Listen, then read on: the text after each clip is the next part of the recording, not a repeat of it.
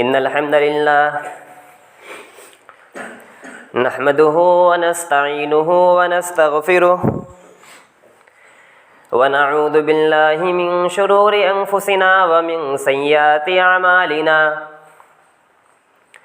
من يهده الله فلا مضل له ومن يضلل فلا هادي له وأشهد أن لا إله إلا الله وحده لا شريك له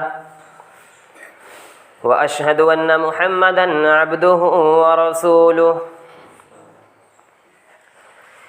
يا أيها الذين آمنوا اتقوا الله حق تقاته ولا تموتن إلا وأنتم مسلمون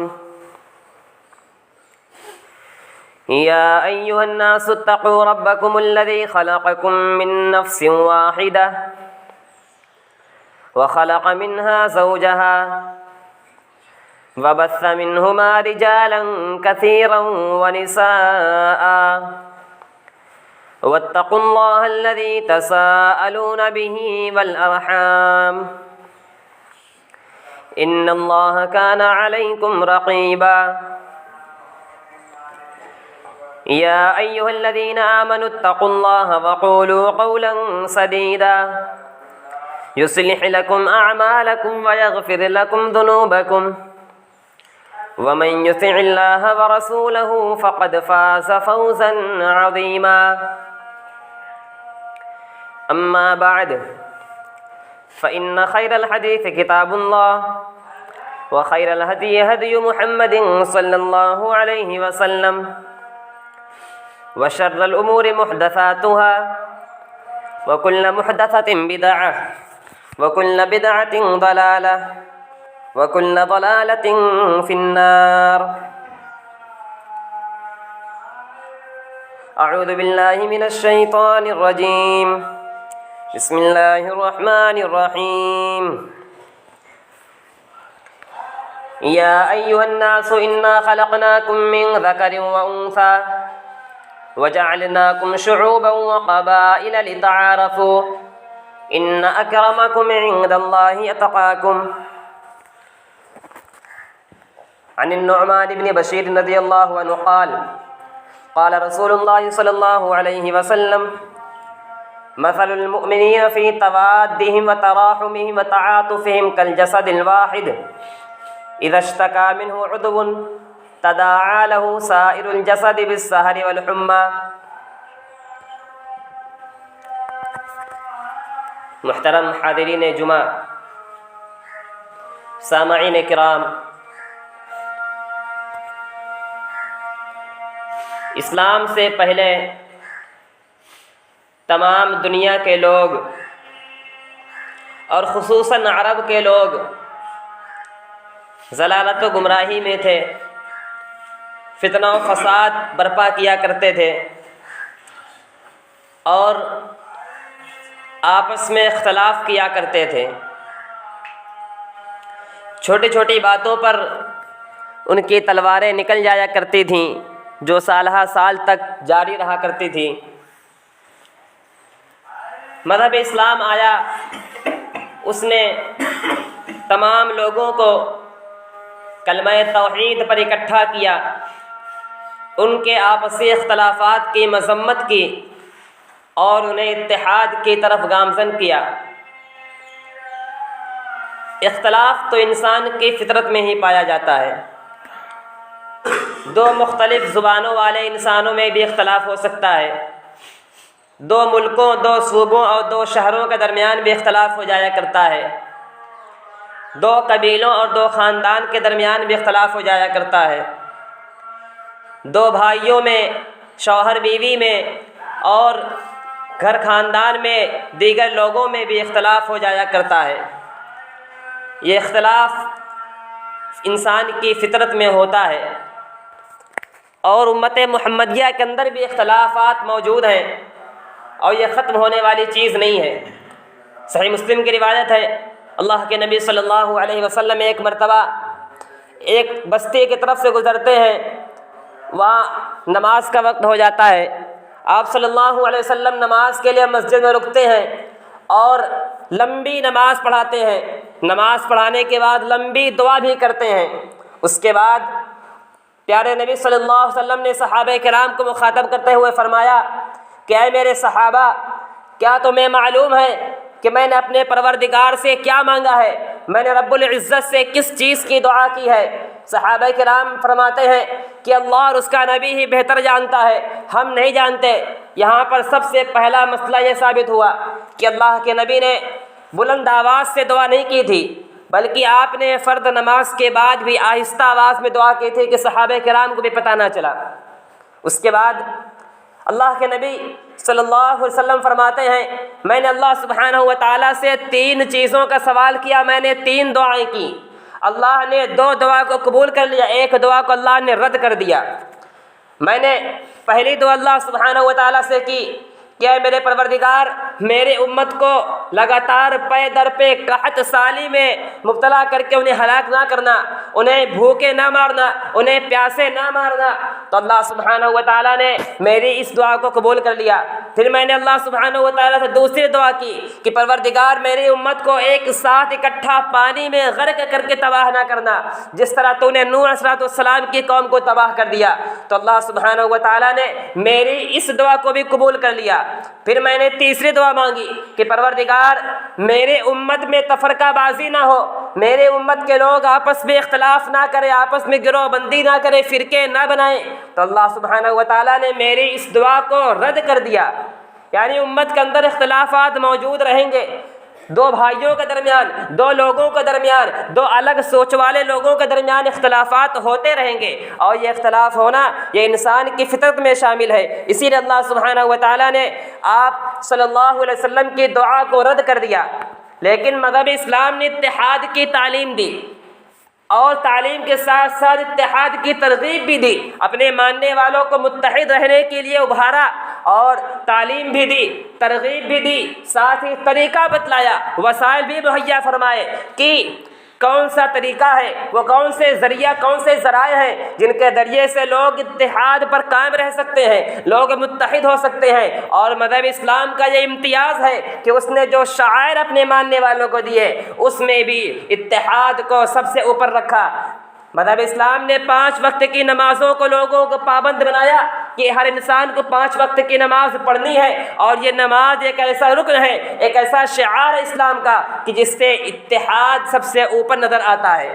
ایک مسلمان جب نماز پڑھنے کے لیے آتا ہے، اس کے ساتھ دوسرے لوگ بھی آتے ہیں، ان میں امیر بھی ہوتے ہیں، غریب بھی ہوتے ہیں، کالے بھی ہوتے ہیں، گورے بھی ہوتے ہیں، ہر قسم کے لوگ ہوتے ہیں، ہر ذات اور ہر برادری کے لوگ ہوتے ہیں۔ نماز پڑھنے والوں میں رعایا بھی ہوتی ہے، بادشاہ بھی ہوتی ہے۔ ایک غریب آدمی جس کے پاس کوئی مال و دولت نہیں ہے، اس کے پاس کوئی جائیداد نہیں ہے، وہ آ کر کے پہلی صف میں بیٹھ جائے تو کسی بادشاہ کی بھی ہمت نہیں ہوتی کہ اسے آ کر کے پیچھے کر کے اس کی جگہ پر بیٹھ جائے۔ یہ اتحاد ہے، اور تمام لوگوں کو پیر سے پیر، کاندھے سے کاندھا ملا کر کے نماز پڑھنے کا حکم دیا گیا۔ کیوں؟ تاکہ لوگوں کے درمیان اتحاد قائم رہے۔ مذہب اسلام نے اتحاد کی تعلیم دی، ترغیب دی، اور اس کا طریقہ بھی مہیا کیا۔ اسی طریقے سے روزے کو فرض کیا، روزہ سحری کھانے اور افطاری کرنے دونوں کا ایک وقت مقرر فرما دیا کہ تمام لوگ ایک ساتھ افطار کریں، تمام لوگ ایک ساتھ سحری کریں، لوگوں کے درمیان اتحاد قائم رہے۔ حج کو مقرر کیا، تمام دنیا کے لوگ، دنیا میں وہ چاہے جہاں بھی رہنے والے لوگ ہوں، چاہے جس قسم کے لوگ ہوں، ان میں امیر بھی ہوتے ہیں، غریب بھی ہوتے ہیں، سارے لوگوں کو ایک لباس میں اکٹھا کر دیا، اور ایک نام کو لے کر کے طواف کرنے کا حکم دیا۔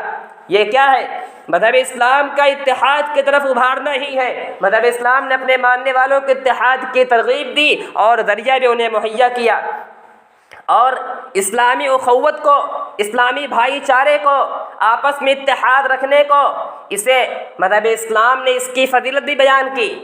اللہ کے نبی صلی اللہ علیہ وسلم ارشاد فرماتے ہیں مثل المؤمنین فی توادہم وتراحمہم وتعاطفہم کالجسد الواحد۔ مومن کی مثال آپس میں میل ملاپ، آپس میں میل جول، آپس میں رحم دلی، محبت کی ایک مثال ایسی ہے کہ جیسے ایک جسم ہوتا ہے، اذا اشتکا منہ عضو تداعی لہ سائر الجسد بالسہر والحمى، کہ جب جسم میں کسی بھی مقام پر کوئی تکلیف ہوتی ہے، کسی بھی مقام پر کوئی مشکل آتی ہے، پریشانی آتی ہے، تو پورا بدن اس کا ساتھ دیتا ہے، بیداری کے ذریعے سے، بخار کے ذریعے سے پورا کا پورا بدن اس کا ساتھ دیتا ہے۔ اور معلوم ہونا چاہیے بخار بذات خود کوئی بیماری نہیں ہے، بلکہ بخار یہ انسان کے بیماری کی علامت ہے۔ مطلب یہ ہے کہ انسان کے اندر کوئی وجہ ہے، کچھ وجہ ہے جس کی وجہ سے اس کو بخار آیا ہے۔ بخار بذات خود کوئی بیماری نہیں ہے۔ کیوں؟ اس لیے کہ جب انسان کے اندر کوئی تکلیف ہوتی ہے تو بخار کے ذریعے سے اس کا بدن اس کا ساتھ دیتا ہے، اور تمام کے تمام عضو اس کے ساتھ دیتے ہیں۔ مطلب یہ ہے دنیا میں رہنے والا مسلمان چاہے جہاں بھی رہ رہا ہو، اگر وہ تکلیف میں ہے، وہ پریشانی میں ہے، مشکل میں ہے، تو دوسرے مسلمان کو اس کی تکلیف پر بھی اس کی تکلیف ہونی چاہیے، اسی کے اندر بھی وہ جذبہ ہونا چاہیے کہ ہمارا مسلمان بھائی تکلیف میں ہے، پریشانی میں ہے۔ یہ انسانی محبت ہے، اور مذہب اسلام نے اسی کی طرف ابھارا ہے، اور اسی کا اثر تھا کہ جب ہندوستان کے ساحلی علاقے پر مسلمانوں کا جہاز لوٹا گیا، انہیں تکلیف دی گئی، راجہ داہر نے ان کا جہاز لوٹا، تو اس میں سے ایک عورت آواز لگاتی ہے، اس وقت کے امیر یا حجاجہ کہتی ہے، حجاج کو آواز لگاتی ہے، حجاج تو کہاں ہے؟ اور اسی اسلامی اخوت کا نتیجہ تھا کہ حجاج تک جب یہ خبر پہنچی تو اس نے بھی کہا لبیک یا اختہ، اے میری بہن میں حاضر ہوں۔ اور اسی اسلامی اخوت کا نتیجہ تھا کہ محمد بن قاسم نے ہندوستان پر حملہ کیا اور راجہ داہر کو سبق سکھایا۔ یہ اسلامی اخوت ہی تھی جس کے ذریعے سے انہوں نے اپنی بہن کا بدلہ لیا۔ اور ایک مرتبہ صحابہ کرام کے درمیان آپس میں اختلاف ہو جاتا ہے، انصار کے لوگ نعرہ لگاتے ہیں یا للانصار، انصار کی جے ہو، مہاجرین نعرہ لگاتے ہیں یا للمہاجرین، مہاجرین کی جے ہو۔ پیارے نبی صلی اللہ علیہ وسلم تک یہ خبر پہنچتی ہے، آپ فوراً تشریف لاتے ہیں اور کہتے ہیں لوگوں یہ جاہلیت کے نعرے ہیں، یہ بدبودار نعرے ہیں، ان کو چھوڑ دو۔ کیوں؟ اس لیے کہ اسلام ذات برادری کو مٹانے کے لیے آیا ہے، آپس کے اختلافات کو مٹانے کے لیے آیا ہے، تمام قسم کی چپکلش کو اور کشمکش کو اسلام مٹانے کے لیے آیا ہے۔ اسی لیے اللہ سبحانہ و تعالیٰ نے ارشاد فرمایا تھا یا ایھا الناس انا خلقناکم من ذکر و انثی، اے لوگوں میں نے تمہیں ایک مرد اور ایک عورت سے پیدا کیا ہے، وجعلناکم شعوبا وقبائل لتعارفوا، تم کو قبیلوں میں تقسیم کر دیا، مختلف سوچوں والے لوگوں میں تقسیم کر دیا، تمام ذات برادریوں میں تقسیم کر دیا۔ وجہ کیا ہے؟ تاکہ تم پہچانے جاؤ، دوسری کوئی وجہ نہیں ہے۔ اللہ سبحانہ و تعالیٰ نے انسان کو مختلف قبائل میں پیدا کیا، اس کی وجہ یہی ہے تاکہ لوگوں کو آپس میں پہچانا جائے۔ ان اکرمکم عند اللہ یتقاکم، اللہ کے نزدیک معزز کون ہے؟ اللہ کے نزدیک پسندیدہ کون ہے؟ کوئی خاص ذات، کوئی خاص برادری نہیں ہے جو اللہ کے نزدیک پسندیدہ ہے۔ اللہ کے نزدیک پسندیدہ وہ لوگ ہیں جو تقوی والے ہیں، جو متقی ہیں، اللہ سے ڈرنے والے ہیں، گناہوں سے بچنے والے ہیں، برائیوں سے اجتناب کرنے والے ہیں، وہ لوگ اللہ سبحانہ و تعالیٰ کے نزدیک پسندیدہ ہیں۔ اسی لیے اللہ کے نبی صلی اللہ علیہ وسلم نے فتح مکہ کے موقع پر لوگوں کے درمیان یہ عام اعلان کر دیا تھا کہ لوگوں جان لو ان اللہ یا ایھا الناس ان اللہ قد اذهب عنکم عبیۃ الجاہلیہ وتعادمها بآبائها، کہ لوگوں اللہ سبحانہ و تعالیٰ نے تمہارے درمیان سے جاہلیت کی نخوت کو ختم کر دیا ہے، اور باپ دادا کا تذکرہ کر کے اپنے بڑپن کا اظہار کرنا، اپنی نسل پر غرور کرنا، فخر کرنا، اس چیز کو اللہ سبحانہ و تعالیٰ نے تمہارے درمیان سے ختم کر دیا ہے۔ کوئی بھی انسان کسی سے برتر نہیں ہے، تمام مسلمان آپس میں بھائی بھائی ہیں۔ اسی لیے اللہ کے نبی نے بیان فرمایا تھا المسلم اخو المسلم، ایک مسلمان دوسرے مسلمان کا بھائی ہے۔ اللہ سبحانہ و تعالیٰ نے فرمایا انما المؤمنون اخوہ، مومن لوگ آپس میں بھائی بھائی ہیں۔ کسی میں کوئی برتری ہے تو وہ صرف اور صرف تقویٰ کی بنیاد پر ہے، دوسری کوئی وجہ نہیں جن کی وجہ سے ایک دوسرے سے برتر ہو سکے۔ اسی لیے اللہ کے نبی نے فتح مکہ کے موقع پر صاف صاف اعلان کر دیا تھا الا لا فضل لعربی علی عجمی، لوگوں جان لو عرب والوں کو عجم پر کوئی فضیلت حاصل نہیں ہے، ولا لعجمی علی عربی، اور غیر عرب کو، عجم کو عرب پر بھی کوئی فضیلت حاصل نہیں ہے، ولا لاحمر علی اسود ولا لاسود علی احمر، گورے کو کالے پر کوئی فضیلت نہیں، کالے کو گورے پر کوئی فضیلت نہیں، الا بالتقوی۔ وجہ کیا ہے؟ فضیلت ہوگی تو کس پہ ہوگی؟ برتری ہوگی تو کس پہ ہوگی؟ اللہ کے نزدیک پسندیدہ انسان ہوگا تو کس چیز کے بنا پر ہوگا؟ الا بالتقوی، وہ چیز تقوی ہے۔ تقوی تقوی کی بنیاد پر انسان اللہ کے نزدیک پسندیدہ ہو سکتا ہے۔ اور اختلافات کرنے سے، اپنے آپ کو بڑپن میں شمار کرنے سے اور اپنے آپ کو بڑا سمجھنے میں، یہ اختلاف کا دروازہ ہے اور یہیں سے اختلاف کا دروازہ کھلتا ہے۔ جبکہ جب انسان متحد ہوتا ہے تو اتحاد میں اللہ سبحانہ وتعالیٰ نے برکت رکھی ہے، اتحاد برکت کی چیز ہے۔ اسی لیے جنگ موتا کے موقع پر مسلمانوں کے 3000 کے لشکر نے کفار کے 2 لاکھ لشکر کا مقابلہ کیا۔ وجہ کیا تھی؟ وہ کلمہ توحید کی بنیاد پر متحد تھے، ایمان پر ان کا اتحاد قائم تھا، ایمان پر ان کا اتحاد تھا، متحد تھے، اسی لیے انہوں نے 3000 ہونے کے باوجود 2 لاکھ لشکر کا مقابلہ کیا۔ لشکر بھیجا جاتا ہے، اللہ کے نبی صلی اللہ علیہ وسلم فرماتے ہیں یہ لشکر جا رہا ہے، اس کے امیر زید بن حارثہ ہے، اگر وہ شہید کر دیے جائیں تو دوسرے امیر جعفر بن ابو طالب ہوں گے، اگر وہ بھی شہید ہو جائیں تو تیسرے امیر عبداللہ بن رواحہ ہوں گے۔ اس کے بعد لشکر روانہ ہو جاتا ہے، وہاں جا کر کے دیکھتے ہیں ہم 3000 ہیں، ہمارے سامنے 2 لاکھ کا لشکر کھڑا ہے۔ اتنا خطرناک، اتنا زبردست لشکر آج کا دور ہوتا لوگ پیچھے ہٹ آتے، لوگ جنگ چھوڑ دیتے، لڑنا بھول جاتے، لیکن وہ صحابہ کرام تھے، ان کا ایمان کامل تھا اور ان کا اتحاد مضبوط تھا۔ انہوں نے آپس میں مشورہ کیا اب کیا کیا جائے۔ کچھ لوگوں کا کہنا تھا کہ ہم اللہ کے نبی کے پاس خبر بھیجتے ہیں اور یا تو ان سے کچھ مشورہ آئے گا، ان کا کوئی حکم آئے گا، یا ان کی طرف سے ہماری کوئی مدد آئے گی، تب ہم آگے کا فیصلہ کریں گے۔ عبداللہ بن رواحہ رضی اللہ تعالی فرماتے ہیں نہیں، یہاں ہم لڑنے کے لیے آئے ہیں، کلمے کی بنیاد پر لڑنے کے لیے آئے ہیں، اور ان کا اتحاد بھی مضبوط تھا۔ چنانچہ انہوں نے کہا کہ ہم لڑیں گے۔ جنگ شروع ہوتی ہے، سب سے پہلے جھنڈا زید بن حارثہ کے ہاتھ میں ہوتا ہے، وہ سپہ سالار ہیں، لڑ رہے ہیں۔ زمین و آسمان نے اس سے پہلے ایسی کوئی جنگ نہیں دیکھی۔ ایک طرف 3000 کا لشکر ہے، دوسری طرف 2 لاکھ کا لشکر ہے۔ 2 لاکھ کے مقابلے 3000 کوئی اہمیت نہیں رکھتا، لیکن زید بن حارثہ رضی اللہ تعالیٰ عنہ اپنے لشکر کو لے کر کے نکلتے ہیں اور لڑتے لڑتے شہید ہو جاتے ہیں۔ اس کے بعد باری آتی ہے حضرت جعفر رضی اللہ تعالیٰ عنہ کی، ان کے ہاتھ میں جھنڈا آتا ہے، وہ بھی لڑنا شروع کر دیتے ہیں اور اپنے گھوڑے سے کود جاتے ہیں۔ دشمن ان کا ایک ہاتھ کاٹ دیتا ہے، وہ جھنڈے کو دوسرے ہاتھ میں لے لیتے ہیں، ان کا دوسرا ہاتھ بھی کٹ جاتا ہے، جھنڈا تو دونوں بازو میں لے لیتے ہیں، دونوں بازو میں جھنڈا ہے اور کفار کے درمیان للکارتے ہوئے چلے جا رہے ہیں، کفار کی صفوں کو صاف کرتے ہوئے چلے جا رہے ہیں۔ یہ کون ہے؟ جعفر بن ابی طالب ہیں، ان کے دونوں ہاتھ کٹ چکے ہیں اور آخر میں وہ زخم کی تاب نہ لا سکے، زمین پر گر گئے، جھنڈا گر جاتا ہے۔ محدثین مورخین بیان کرتے ہیں کہ ان کے بدن میں، ان کے جسم میں 90 سے زیادہ زخم آئے تھے، اور کمال کی بات یہ ہے کہ سارے کے سارے زخم آگے سے تھے، سارے کے سارے زخم سینے کی طرف تھے، کوئی بھی زخم پیچھے سے نہیں تھا۔ ان کے دونوں بازو اس جنگ میں کٹ جاتے ہیں اور اس کی وجہ سے ان کو لقب ملتا ہے، وہ جعفر طیار ہو جاتے ہیں، اڑنے والے ہو جاتے ہیں۔ اللہ کے نبی بیان فرماتے ہیں ان کے اسی دونوں بازوؤں کے کٹنے کی وجہ سے اللہ سبحانہ و تعالیٰ نے انہیں 2 پر عطا فرمائے ہیں، اور وہ جنت میں ان دونوں پروں سے اڑتے ہیں، اور اسی وجہ سے انہیں جعفر طیار اور جعفر ذو الجناحین، 2 پروں والا اور اڑنے والا جعفر، انہیں لقب دیا گیا۔ اس کے بعد باری آتی ہے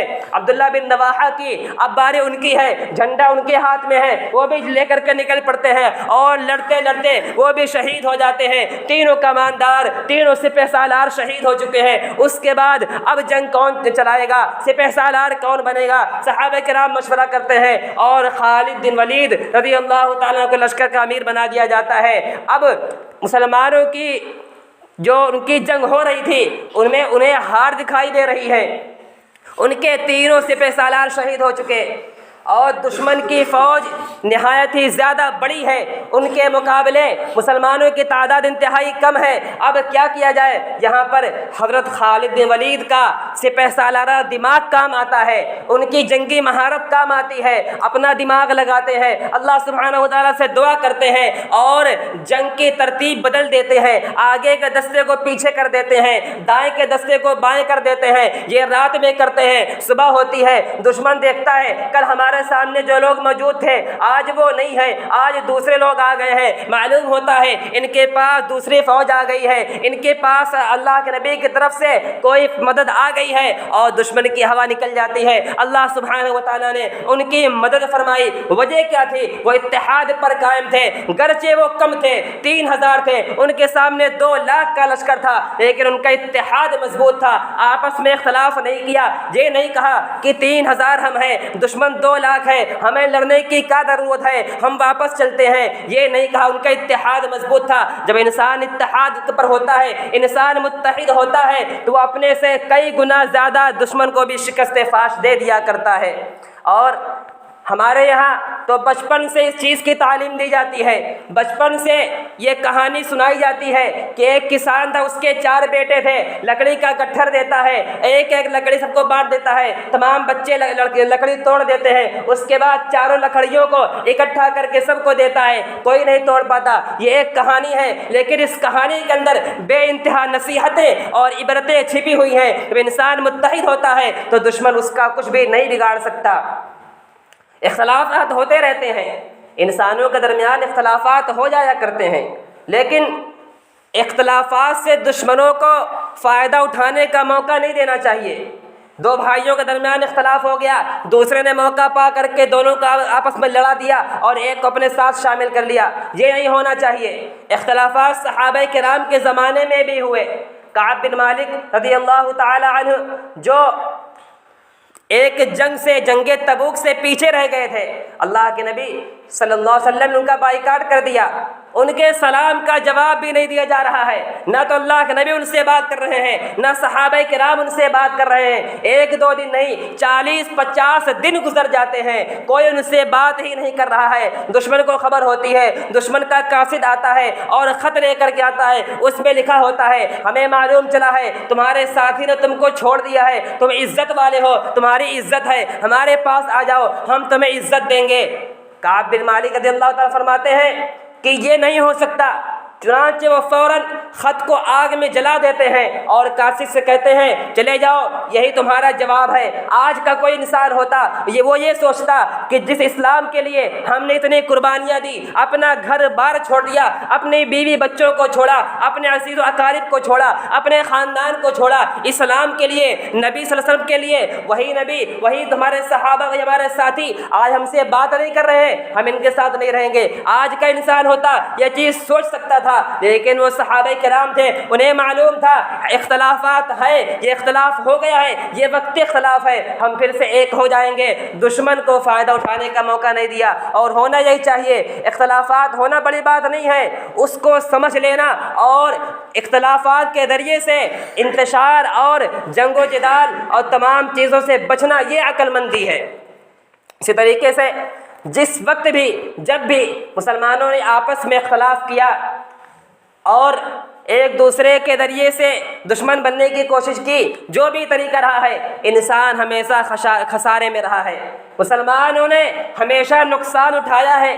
اس کی ایک مثال جنگ احد میں دیکھ لیجئے، مسلمانوں کو فتح ہو جاتی ہے، مسلمان کی جیت ہو جاتی ہے، اللہ کے نبی نے 70 صحابہ کرام کو پہاڑ پر بیٹھا رکھا ہے، وہ تیر انداز ہیں، انہیں حکم دیا ہے جب تک میں نہ تمہیں کہوں تمہیں واپس نہیں آنا ہے۔ وہ دیکھتے ہیں مسلمانوں کی جیت ہو گئی ہے، اب ہمارا یہاں بیٹھنا کوئی فائدہ نہیں ہے، وہ آپس میں اختلاف کر لیتے ہیں۔ ان کے جو لشکر کے امیر ہوتے ہیں کہتے ہیں اللہ کے نبی کا حکم ہے ہمیں یہیں بیٹھنا ہے، دیگر صحابہ کرام کہتے ہیں ہم دیکھ رہے ہیں ہم جنگ جیت چکے ہیں، اب ہمارا یہاں بیٹھنا بیکار ہے۔ صرف 10 لوگ بچتے ہیں، باقی تمام لوگ میدان میں آ جاتے ہیں، وہ اپنی جگہ وہ پہاڑ چھوڑ دیتے ہیں۔ نتیجہ کیا نکلتا ہے؟ دشمن پھر سے حملہ کرتا ہے اور ان تمام لوگوں کو شہید کر کے مسلمانوں کے پاس جا پہنچتا ہے اور بازی پلٹ جاتی ہے۔ وجہ کیا تھی؟ انہوں نے وہاں پر اتحاد کو چھوڑ دیا اور اختلافات میں پڑ گئے۔ اگر 70 کے 70 لوگ وہاں پر موجود ہوتے، دشمن کی ہمت نہیں ہو سکتی تھی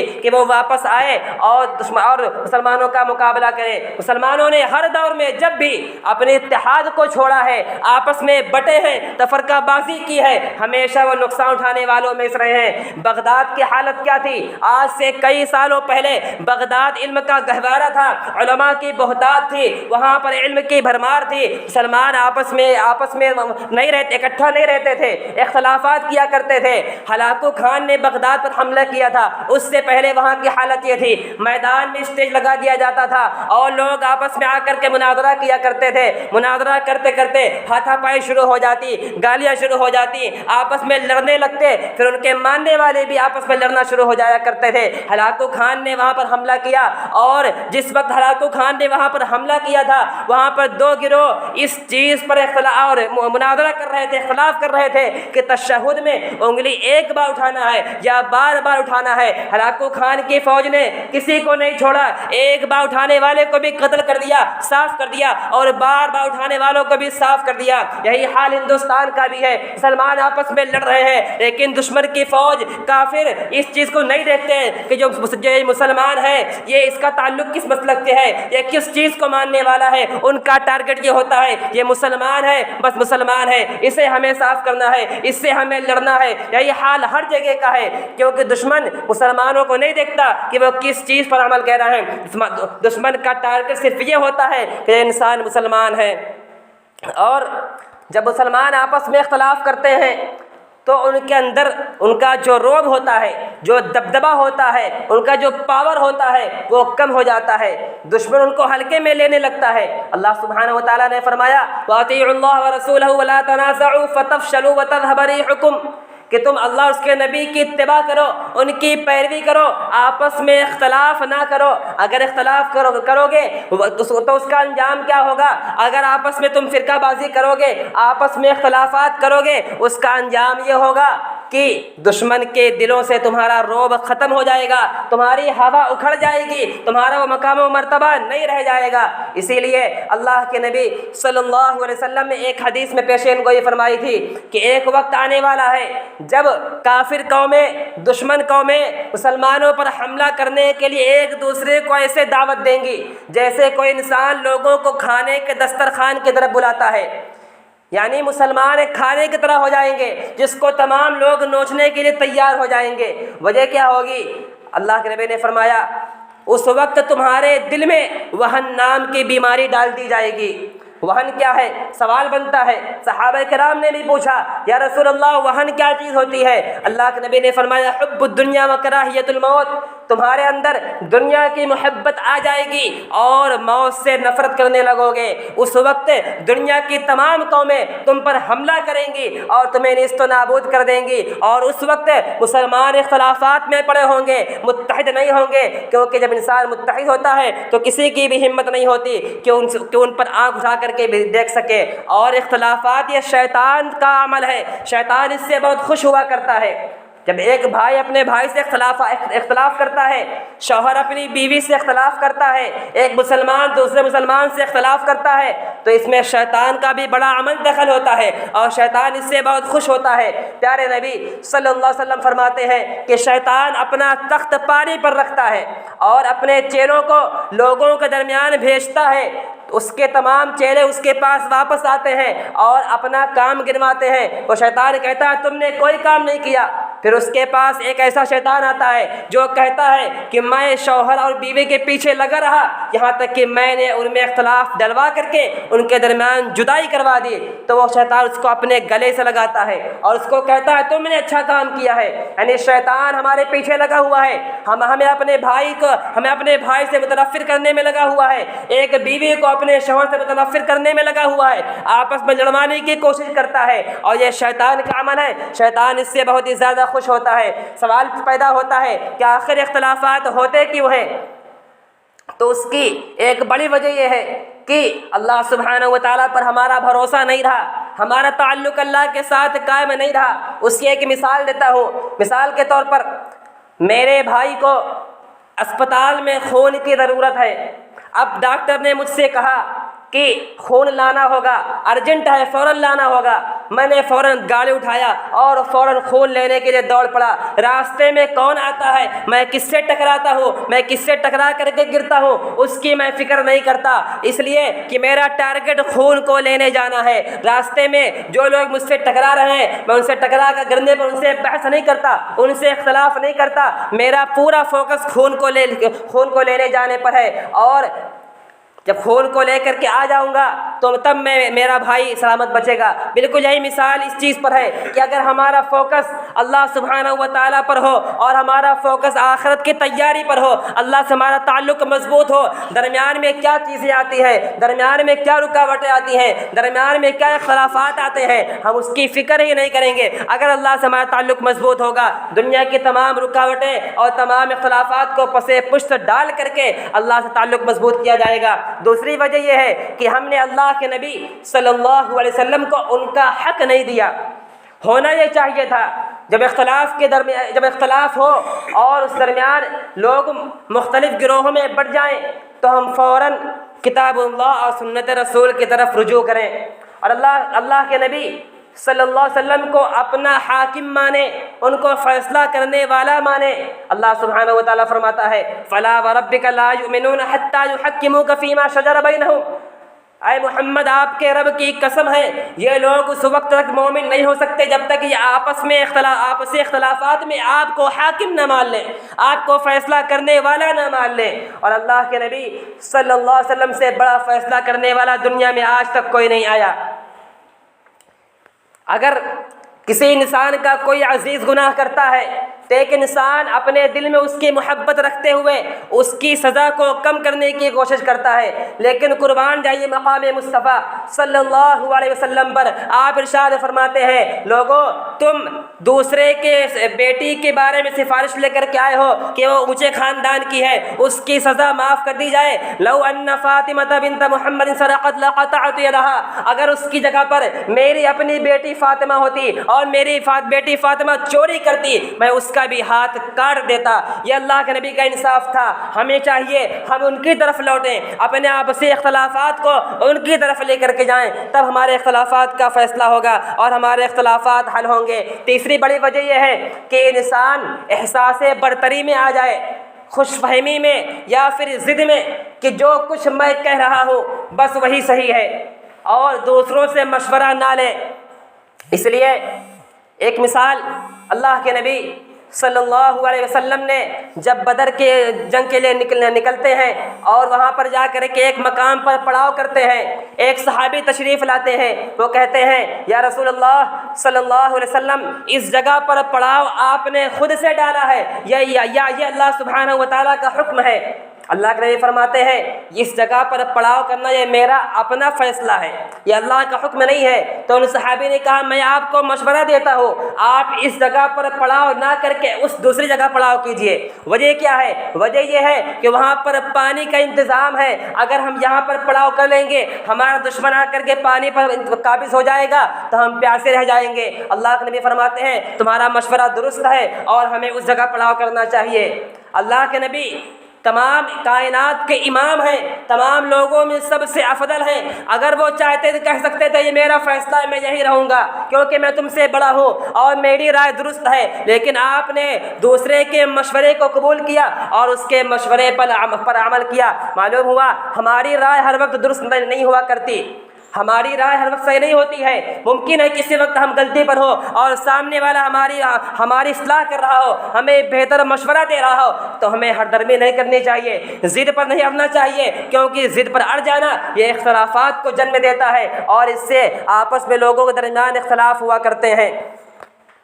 دو لوگوں کے سوچ میں، ان کے نظر میں، ان کی نظریات میں اختلاف ہو جایا کرتے ہیں، کسی ایک چیز پر ہماری رائے کچھ اور ہے، ہمارے بھائی کی رائے کچھ اور ہے، ممکن ہے کسی مسئلے میں ہم کچھ اور سوچ رہے ہو اور اسی مسئلے پر میرا بھائی کچھ اور سوچ رہا ہو، یہ ایک فطری چیز ہے، نظریات میں اختلاف ہو جایا کرتے ہیں، لیکن اس کا مطلب یہ نہیں کہ ہم اڑ جائیں اسی پر ڈٹ جائیں، بلکہ ہمیں دوسروں کی بات بھی سننی چاہیے، سامنے والا کیا کہہ رہا ہے ہمیں اس کو بھی سننا چاہیے، اس کو بھی سمجھنا چاہیے، ممکن ہے سامنے والا ہی صحیح کہہ رہا ہو۔ اگر ان تمام اختلافات کو دیکھا جائے اور ان کا حل ڈھونڈا جائے، اس لیے کہ اختلاف انسان کی فطرت میں ہوتا ہے، اختلاف ہو جایا کرتے ہیں، اگر اختلاف کا حل ڈھونڈا جائے تو اس کا حل سب سے پہلا یہی نکلے گا کہ ہمیں کتاب اللہ اور سنت رسول کی طرف رجوع کرنا چاہیے، کیونکہ اللہ کے نبی صلی اللہ علیہ وسلم نے صاف طور پر فرمایا تھا، ترکت فیکم امرین لن تضلوا ما تمسکتم بہما کتاب اللہ و سنتی، لوگوں یاد رکھو میں تمہارے درمیان دو چیزیں چھوڑ کر کے جا رہا ہوں، جب تک تم ان چیزوں پر عمل کرتے رہو گے، انہیں مضبوطی سے پکڑے رہو گے، تم کبھی بھی گمراہ نہیں ہو سکتے۔ وہ دو چیزیں کیا ہے؟ کتاب اللہ اور سنت رسول، وہ قرآن ہے، وہ حدیث ہے۔ اس کے علاوہ اگر دین میں شریعت میں اختلاف ہوتا ہے تو لوٹانے کی تیسری کوئی وجہ نہیں ہے، اور دین و شریعت میں اختلاف ہونے پر ہمیں قرآن و سنت کی طرف رجوع کرنا چاہیے۔ اسی طریقے سے اگر کوئی دنیاوی معاملے میں اختلاف ہو جاتا ہے تو ہمیں ترجیحات پر غور کرنا چاہیے۔ مثال کے طور پر کسی خاندان میں اختلاف ہو گیا، آپس میں لوگوں کے درمیان اختلاف ہو گیا، اور ہمیں کیا کرنا چاہیے؟ اس وقت ہم کیا کریں؟ تو ہمیں غور کرنا چاہیے کہ جو کام ہم کرنے جا رہے ہیں وہ لوگوں کے لیے کیسی رہے گی، وہ چیز لوگوں کے حق میں کیسی ہے، کیا لوگوں میں اس کا فائدہ ہوگا یا لوگوں کے لیے وہ چیز نقصان دہ ہے۔ اگر اس میں فائدہ ہے تو بلا شبہ ہم کر سکتے ہیں، یعنی ترجیحات کو دیکھنا چاہیے کہ اس چیز کو کرنے پر بھائی کو بھائی سے جدا ہونے پر فائدہ کس چیز کا ہے یا فائدہ کس کا ہے۔ اگر اس میں کچھ فائدہ ہے تب تو ٹھیک ہے، ورنہ ایسی چیزوں سے دور رہنا چاہیے، کیونکہ رشتوں کا توڑنا یہ جہنم میں جانے کا ذریعہ ہے۔ اور اللہ کے نبی نے صاف طور پر فرما دیا تھا کہ رشتوں کا توڑنے والا، ایک دوسرے سے بائیکاٹ کرنے والا، بھائی اپنے بھائی سے الگ ہونے والا، شوہر بیوی کو چھوڑنے والا، یعنی رشتوں کو توڑنے والا، ایسے لوگ جہنم میں جانے والے لوگ ہیں۔ آخر میں اللہ سبحانہ و تعالیٰ سے دعا ہے کہ ہمیں جب تک اس دنیا میں زندہ رکھے، اسلام و ایمان پر قائم و دائم رکھے اور ہمیں آپس میں متحد رکھے، ہمارا اتحاد ہمیشہ قائم رہے۔